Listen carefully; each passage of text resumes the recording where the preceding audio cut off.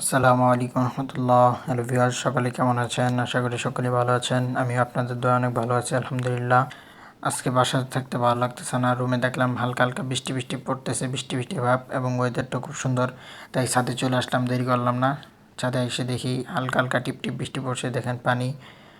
আর weather বৃষ্টি বৃষ্টি ওয়েদারটা আমার কাছে খুব ভালো লাগে, এজন্য আমি ছাদের ভিতরে প্রায় সময় আসি এবং বৃষ্টি বৃষ্টি ওয়েদার সময় অনেকটা আমি এনজয় করি।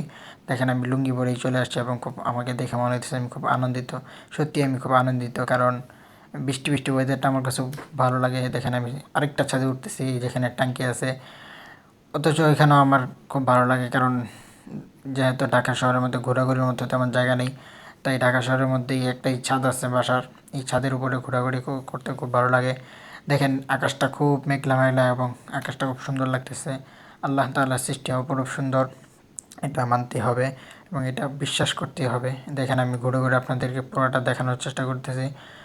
যেহেতু খুব সুন্দর একটা ওয়েদার, এই জন্য আমি খুব শান্তিতে একটা নিঃশ্বাস নিতেছি এবং ওয়েদারটা আমার কাছে খুব ভালো লাগে।